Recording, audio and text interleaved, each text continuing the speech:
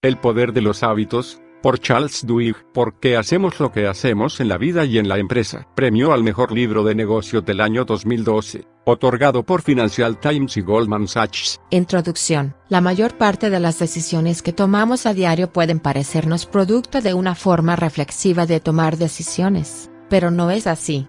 Son hábitos.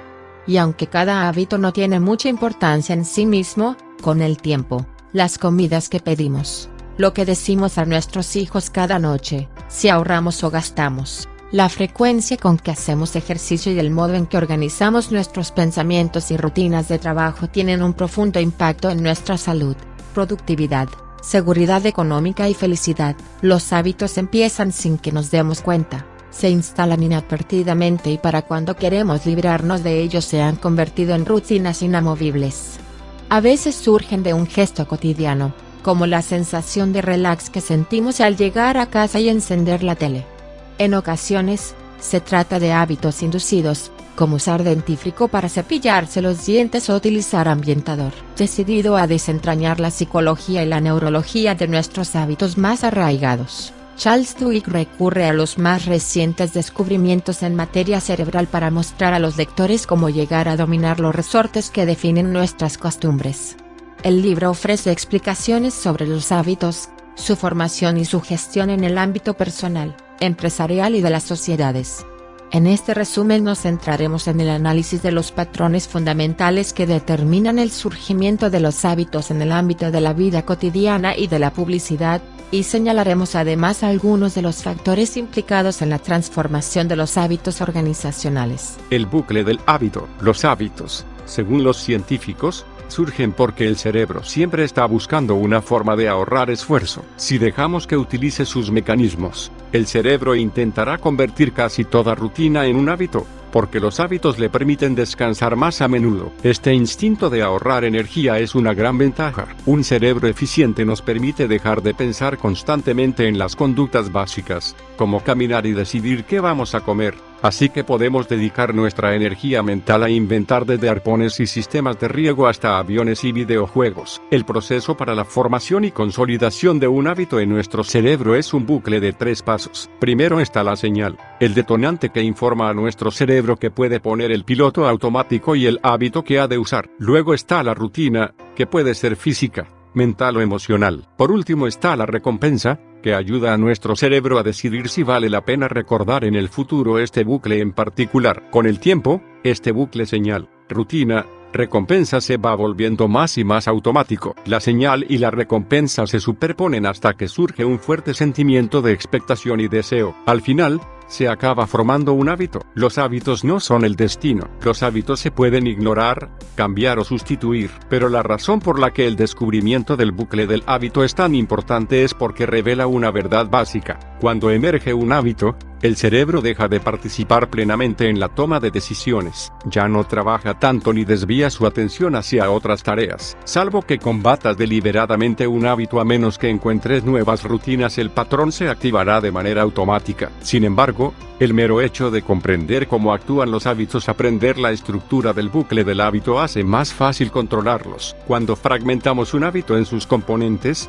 podemos aprender cómo modificarlo. Según Ann Graybiel, investigadora del MIT Instituto Tecnológico de Massachusetts, los hábitos nunca llegan a desaparecer, quedan grabados en las estructuras de nuestro cerebro, lo cual es una gran ventaja para nosotros, porque sería terrible que después de cada vacación tuviéramos que aprender a conducir de nuevo. El problema radica en que el cerebro no diferencia entre los buenos y los malos hábitos. Por eso, si tienes uno malo, siempre te estará acechando, esperando la señal y la recompensa. Esto explica por qué nos cuesta tanto crear hábitos para hacer ejercicio, por ejemplo, o cambiar nuestra forma de comer. Una vez que hemos desarrollado la rutina de sentarnos en el sillón, en vez de salir a correr, o la de comer cada vez que vemos una caja de donuts, esos patrones permanecerán en nuestra cabeza. Por la misma regla, si aprendemos a crear nuevas rutinas neurológicas que se impongan a esas conductas, sí podemos controlar el bucle del hábito. podremos conseguir que esas malas tendencias queden en un segundo plano. Si dibujamos el cerebro humano como si fuera una cebolla compuesta por diferentes capas celulares,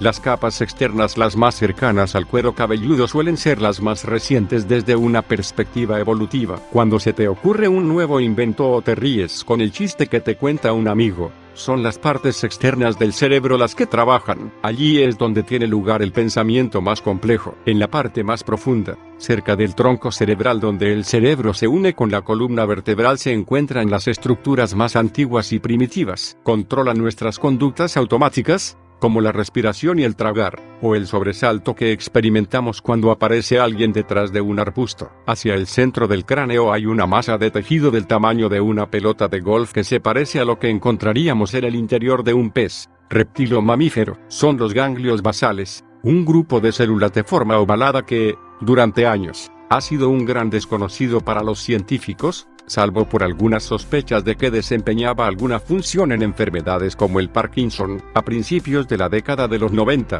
los investigadores del MIT empezaron a preguntarse si los ganglios basales también podían formar parte del proceso de la creación de hábitos, y experimentaron en ratas empleando nuevas microtecnologías que les permitían observar con todo detalle lo que ocurría dentro de sus cabezas cuando realizaban docenas de rutinas. Sin los bucles del hábito, nuestro cerebro se cerraría, abrumado por las minucias de la vida cotidiana. Sin los ganglios basales, perdemos acceso a cientos de hábitos en los que confiamos a diario. Las personas cuyos ganglios basales están deteriorados debido a una lesión o enfermedad, suelen quedarse mentalmente paralizadas. Tienen problemas para realizar sus actividades básicas, como abrir una puerta o pensar qué van a comer. Estos son decisiones habituales, que no conllevan esfuerzo. Mientras los ganglios basales estén intactos, las señales permanecen activadas y la conducta se producirá sin pensarla. Asimismo, la dependencia del cerebro en las rutinas automáticas puede ser peligrosa. Los hábitos son tanto una bendición como una maldición, porque los hábitos surgen sin pedirnos permiso. Los científicos han estudiado los cerebros de los alcohólicos, fumadores y adictos a la comida,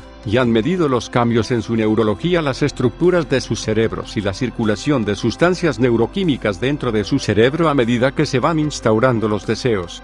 Dos investigadores de la Universidad de Michigan escribieron que los hábitos especialmente fuertes producen reacciones similares a las adicciones, de modo que desear se convierte en una ansia obsesiva que puede obligar a nuestro cerebro a poner el piloto automático, incluso ante la presencia de fuertes factores disuasorios como perder la reputación, el trabajo, el hogar y la familia. Sin embargo, estos deseos no tienen el control absoluto sobre nosotros. Existen mecanismos que pueden ayudarnos a no caer en las tentaciones, pero, para superar el hábito, hemos de reconocer qué ansia está guiando nuestra conducta. Si no somos conscientes de ella, podemos acabar dominados por conductas que realizamos como si estuviéramos conducidos por una fuerza invisible. La regla de oro para cambiar los hábitos. Cuando nos propongamos cambiar un determinado hábito, existe una regla de oro que todos los estudios han demostrado que es una de las herramientas más poderosas para generar cambios.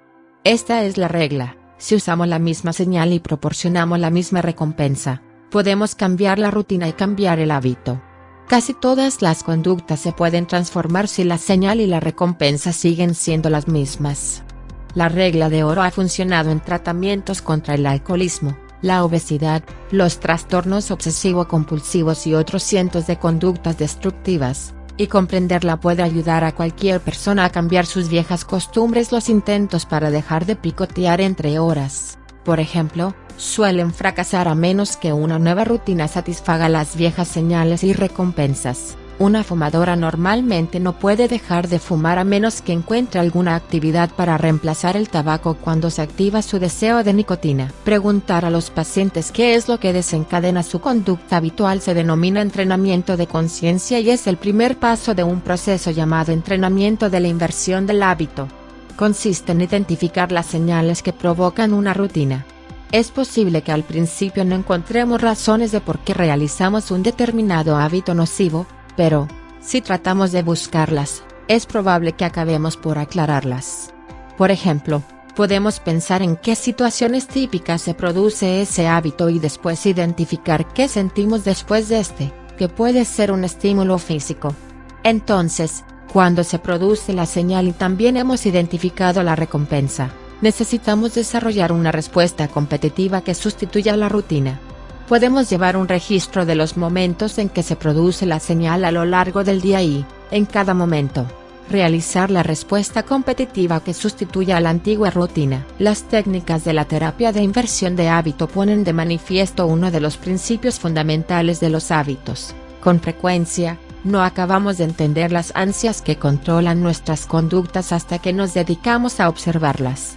Y aunque sea fácil describir el proceso de cambiar el hábito, no necesariamente lo es llevarlo a cabo.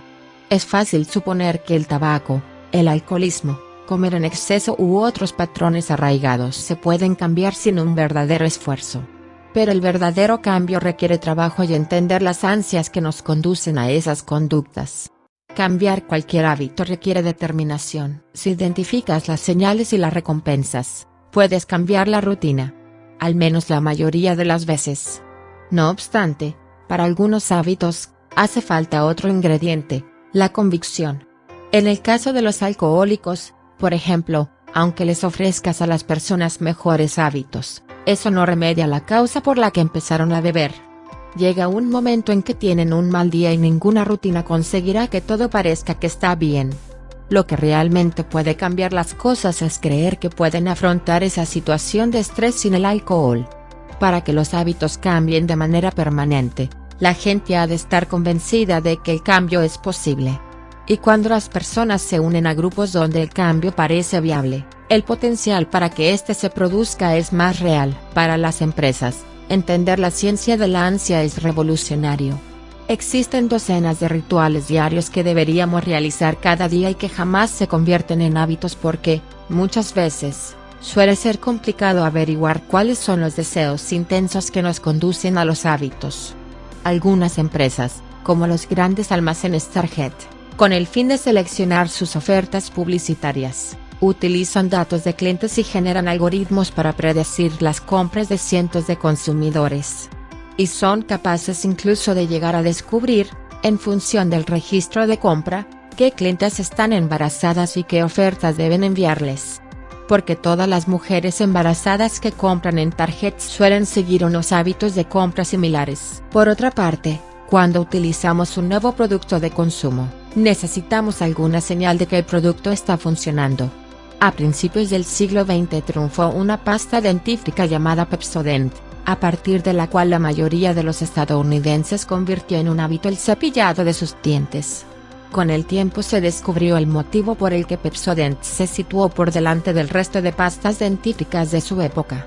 Pepsodent contenía ácido cítrico, producto que entonces no utilizaban el resto de sus competidores. El ácido cítrico provocaba un picor refrescante en la boca al final del cepillado que hacía sentir a quienes la utilizaban que tenían la boca limpia. Cuando la gente empezó a desear sentir ese refrescante picor tras haberlo asociado a la limpieza, el cepillado se convirtió en un hábito. Aunque el picor no hace que la pasta dentífrica sea más eficaz, esa sensación convence a la gente de que el producto está haciendo su trabajo. Otra señal que asociamos frecuentemente a la limpieza es la espuma de algunos productos. El champú no tiene por qué hacer espuma, pero se le añaden sustancias espumosas porque la gente espera eso cada vez que se lava el pelo. Lo mismo sucede con el detergente para la ropa. Y con la pasta de dientes. Ahora todas las compañías añaden lauril sulfato de sodio para que la pasta de dientes haga más espuma. No limpia más, pero la gente se siente mejor cuando tiene un montón de espuma en la boca. Cuando el cliente empieza a desear esa espuma, se empieza a desarrollar el hábito. Cualquiera puede utilizar esta fórmula básica para crear sus propios hábitos o descubrir qué hábitos son susceptibles de crearse en los consumidores. Se trata de escoger la señal y la recompensa adecuadas.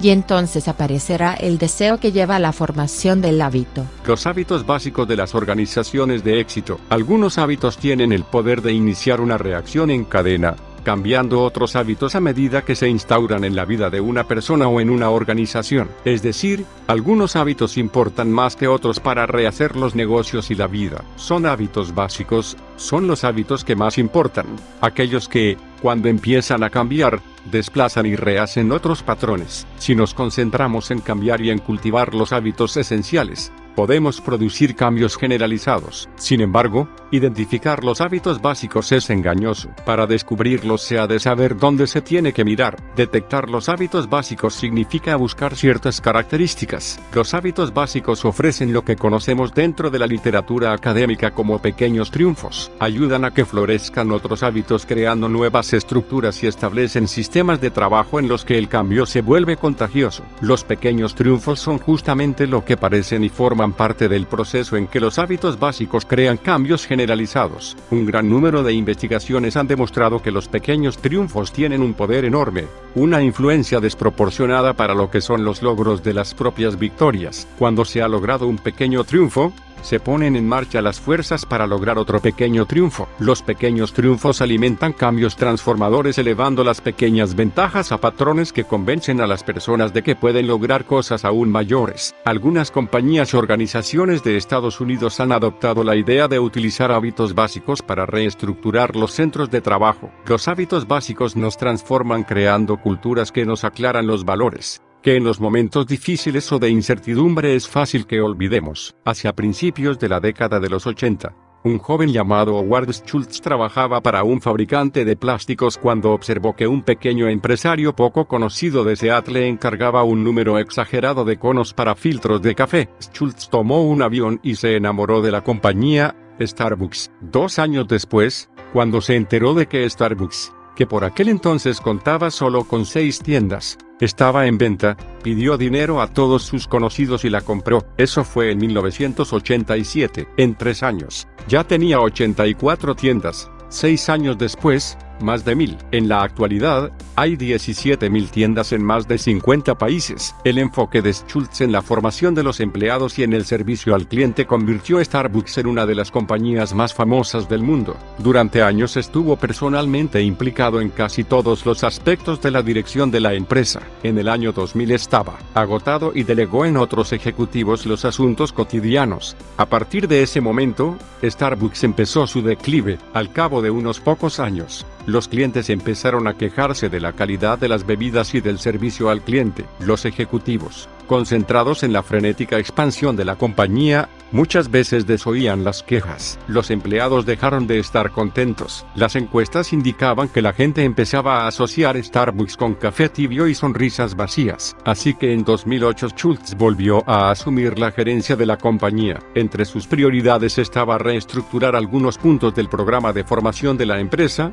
entre los que se incluían potenciar la fuerza de voluntad y la autoconfianza de los empleados o partners socios. En el léxico de Starbucks, en la última etapa de Starbucks, los experimentos que realizaron los investigadores contemplaban la ciencia de la fuerza de voluntad de un modo ligeramente distinto a cómo lo habían hecho hasta entonces. Descubrieron que, cuando se les pide a las personas que hagan algo que requiere autocontrol, si piensan que lo están haciendo por razones personales, les cuesta mucho menos. Si sienten que no tienen autonomía, que simplemente están siguiendo órdenes, sus músculos de la fuerza de voluntad se cansan mucho antes. Para las compañías y organizaciones, esta visión tiene grandes implicaciones. El mero hecho de dar a los empleados un voto de confianza, el sentimiento de que tienen el control, de que tienen autoridad para tomar decisiones, puede aumentar radicalmente la cantidad de energía y concentración que aportan a sus trabajos. En una planta industrial de Ohio, por ejemplo, se observó a los trabajadores de la cadena de montaje a los que se dio potestad para tomar pequeñas decisiones sobre sus horarios y entorno de trabajo. Diseñaron sus propios uniformes y tenían autoridad sobre los turnos. No cambió nada más. Todos los procesos de manufacturación y escalas salariales eran idénticos. A los 2 meses,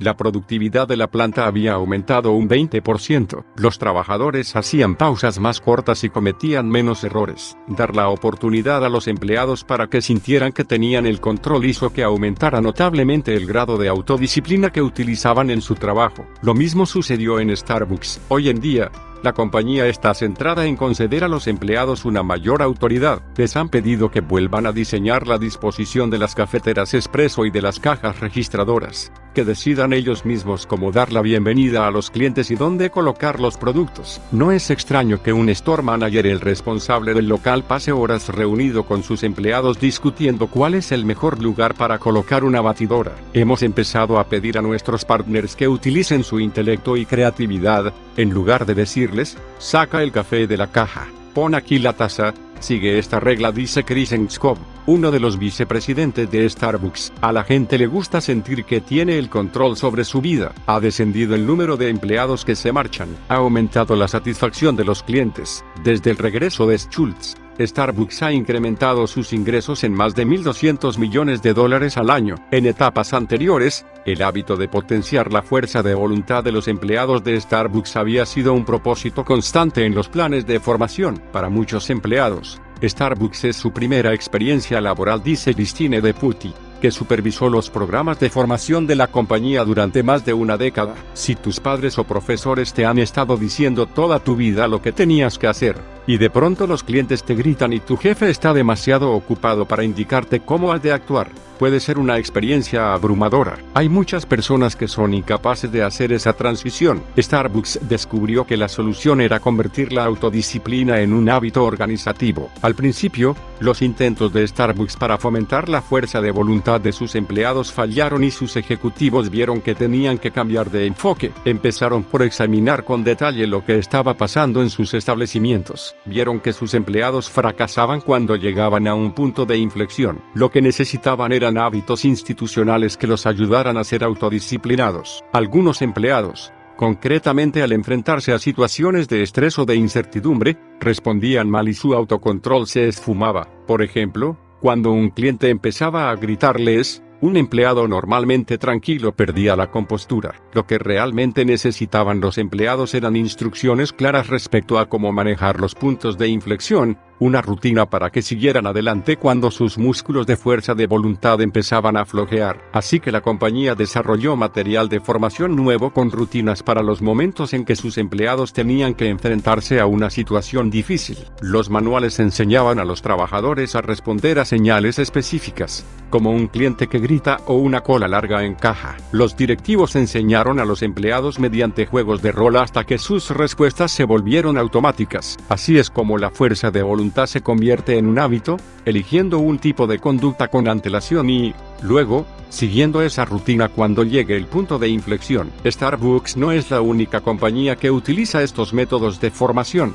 Lo que hacen todas ellas es centrarse en un determinado hábito básico que acaba influyendo en los demás aspectos de la organización. El poder de una crisis. En algunas ocasiones puede ser necesario que se produzca una crisis en la organización para poder modificar rutinas inflexibles o equivocadas que la ponen en situaciones límite. Pero hasta que no se produce la crisis no hay manera de cambiar estas rutinas. Los buenos líderes aprovechan las crisis para rehacer los hábitos de una organización. Los administradores de la NASA, por ejemplo, intentaron durante años mejorar los hábitos de seguridad de la agencia, pero sus intentos no tuvieron éxito hasta que explotó la nave espacial Challenger, en 1986. Tras esa tragedia, la organización consiguió superar los obstáculos para replantearse normas de calidad más exigentes. Las compañías no son familias. Son campos de batalla en una guerra civil. Sin embargo, a pesar de esta capacidad para la guerra intestina, la mayoría de las compañías funcionan con una paz relativa, año tras año, porque tienen rutinas, hábitos que crean treguas y permiten que todo el mundo deje a un lado sus rivalidades durante el tiempo suficiente para completar el trabajo del día. Los hábitos organizativos ofrecen una promesa básica: si sigues los patrones establecidos y acatas las treguas, las rivalidades no destruirán a la compañía, aumentarán las ganancias y, al final, todos saldremos beneficiados.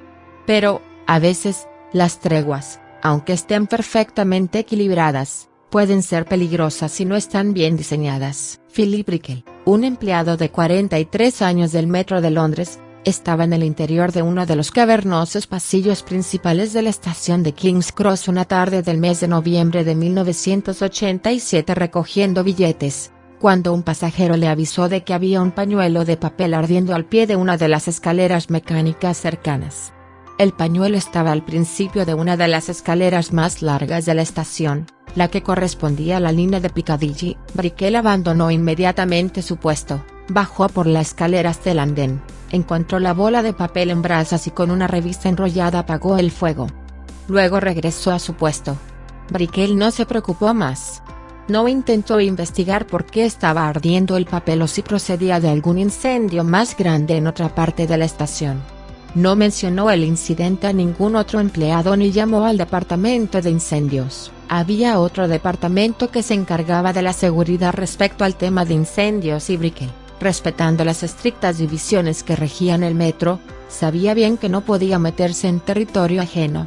Además, aunque hubiera indagado por su cuenta para descubrir si había un incendio, no habría sabido qué hacer con la información. La estricta cadena de mando del metro le prohibía ponerse en contacto con otro departamento sin la autorización previa de un superior. Y las rutinas del metro transmitidas de empleado a empleado le indicaban que bajo ninguna circunstancia debía decir en voz alta dentro de la estación nada que se pareciera a la palabra fuego, para evitar que cundiera el pánico entre los pasajeros. Ni siquiera al más alto nivel, un director se atrevía a traspasar el territorio de otro, escribió más tarde un investigador. Por lo tanto, el director de ingeniería no se ocupaba de que el personal estuviera debidamente entrenado en seguridad contra incendios y procedimientos de evacuación, porque consideraba que esos asuntos dependían de la dirección de operaciones. A los 15 minutos de que Brickell regresara a su taquilla, otro pasajero observó un hilo de humo al subir por la escalera de la línea de Piccadilly y se lo mencionó a un empleado del metro. Por fin avisaron al inspector de seguridad de King's Cross, Christopher Hayes, para que investigara. Sin embargo, el inspector Hayes no llamó a los bomberos. No había visto el humo con sus propios ojos y otra de las normas tácitas del metro era que jamás se debía llamar a los bomberos salvo que fuera absolutamente necesario. Un policía que había visto que las llamas empezaban a arder por encima de los escalones creyó que tenía que avisar a comisaría y llamó a sus superiores. Al final, dieron aviso a los bomberos 22 minutos después de que alguien avisara a Brickell del papel ardiendo. Más de una docena de estudios y amonestaciones indicaban que el metro no estaba preparado para los incendios y que el personal debía ser entrenado para usar los aspersores y extintores que había en cada andén. Nadie en King's Cross sabía utilizar el sistema contra incendios, a pesar de que el jefe de bomberos, hacía 2 años, había escrito una carta en que mostraba su preocupación y denunciaba los hábitos de seguridad de los trabajadores del metro. Sin embargo, el inspector de seguridad nunca vio esa carta porque fue enviada a un departamento que no era para el que él trabajaba, y nunca se volvieron a redactar unas normas del metro que incluyeran ese aviso. Hayes se olvidó por completo de que existía el sistema contra incendios por aspersión. Las treguas que regían el metro garantizaban que todo el mundo estuviera en su lugar, pero no dejaban espacio para prender nada que no fuera lo que cada uno tenía asignado. Hayes pasó al lado de los mandos del sistema contra incendios sin tan siquiera echarles un vistazo. Casi media hora después del pañuelo de papel ardiendo, llegó el primer bombero a King's Cross. Cuando entró en el vestíbulo de venta de billetes vio un humo oscuro y denso que empezaba a serpentear por el techo. Ahora ya estaba ardiendo toda la escalera y emanaba un gas sobrecalentado que salía de la boca del foso, donde se quedaba atrapado contra el techo, que estaba cubierto por unas 20 capas de pintura. Unos pocos años antes, el director de operaciones del metro había sugerido que toda esa pintura podía suponer un riesgo de incendio. ¿No se podrían eliminar las capas viejas antes de dar una nueva mano? No obstante, los protocolos de pintura no eran de su incumbencia.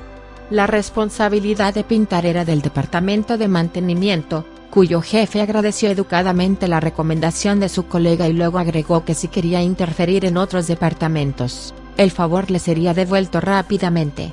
El director de operaciones retiró su recomendación. Cuando el gas sobrecalentado se acumuló en el techo del túnel de la escalera, todas esas viejas capas de pintura empezaron a absorber el calor.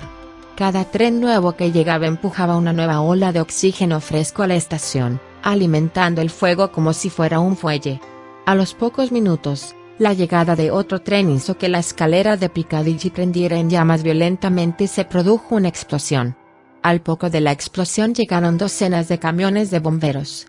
Pero, como las normas del departamento de incendios decían que se tenían que conectar las mangueras a los hidrantes de la calle, en lugar de hacerlo en los instalados por el metro dentro de la estación, y como ningún empleado del metro tenía los planos que mostraban dónde se encontraban las bocas de incendios de la estación, tardaron horas en extinguir el incendio.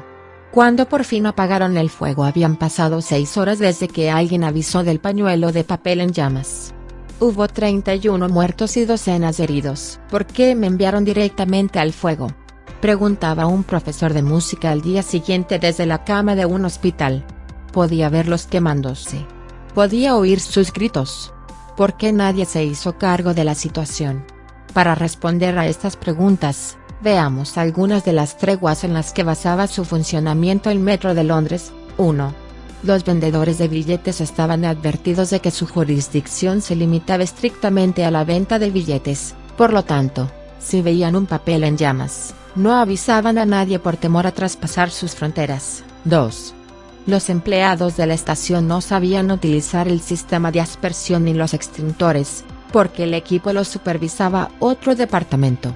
3.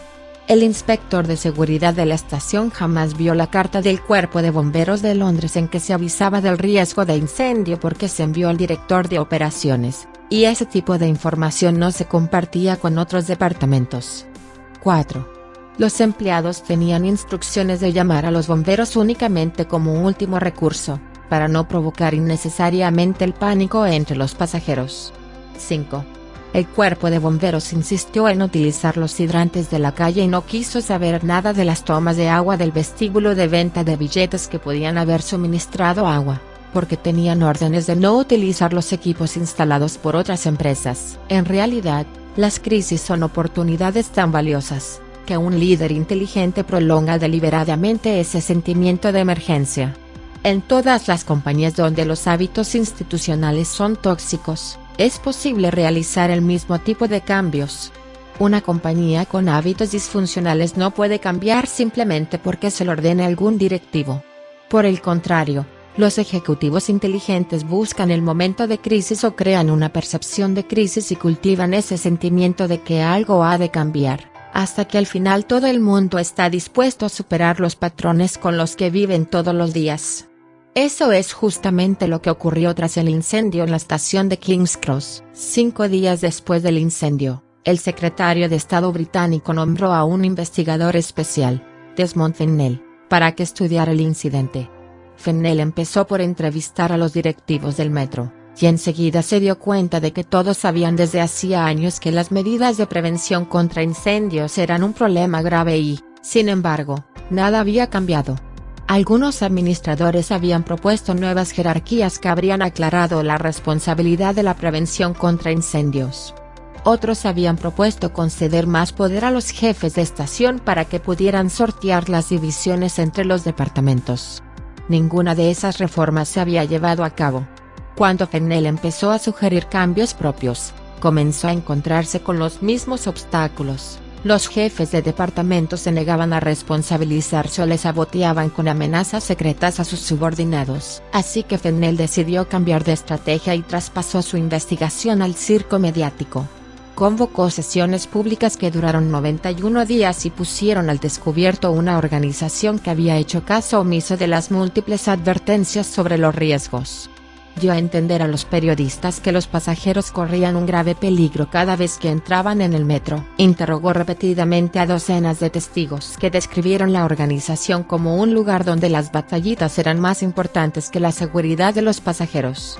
Su informe final, de 250 páginas, publicado casi al cabo de un año del incendio, era una acusación mordaz sobre el metro donde se retrataba una organización malograda por la ineptitud burocrática. La respuesta fue inmediata y abrumadora. Los pasajeros se amotinaron delante de las oficinas del metro. Los directivos fueron despedidos. Se dictaron un montón de nuevas normas y se superó la cultura del metro. Actualmente, todas las estaciones tienen un jefe cuya responsabilidad principal es la seguridad de los pasajeros, y todos los empleados tienen la obligación de comunicar hasta el menor indicio de riesgo. Todos los trenes siguen funcionando a su hora.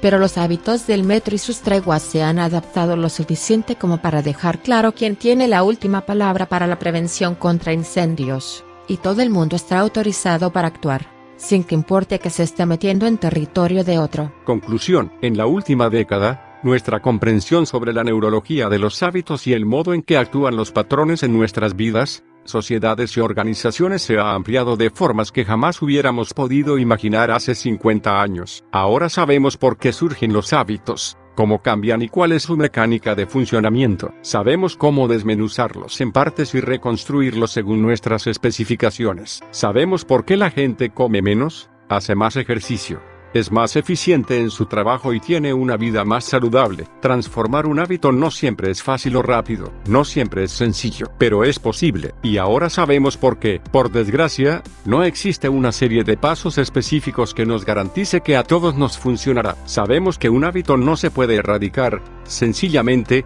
se ha de sustituir. Y sabemos que los hábitos son más maleables cuando se aplica la regla de oro para cambiar los hábitos, mantener la misma señal y la misma recompensa, e insertar una nueva rutina. Pero eso no basta. Para que el hábito se afiance, hemos de creer que el cambio es posible. Normalmente, esa creencia solo surge con la ayuda de un grupo. Si quieres dejar de fumar, instaura una rutina diferente que satisfaga el deseo de fumar. Luego, busca un grupo de apoyo, unos cuantos exfumadores o una comunidad que te ayude a creer que puedes estar sin nicotina, y utiliza al grupo cuando sientas que te fallan las fuerzas. Es evidente, si quieres cambiar un hábito has de hallar una rutina alternativa, y tus probabilidades de éxito aumentarán espectacularmente cuando te comprometas a cambiar formando parte de un grupo. Tener fe es esencial, y eso se produce a raíz de una experiencia grupal. Aunque esa comunidad solo se componga de 2 personas, sabemos que el cambio es posible. Los alcohólicos pueden dejar de beber, los fumadores pueden dejar de fumar, los eternos perdedores pueden llegar a ser campeones. Puedes dejar de morderte las uñas o de picotear en el trabajo,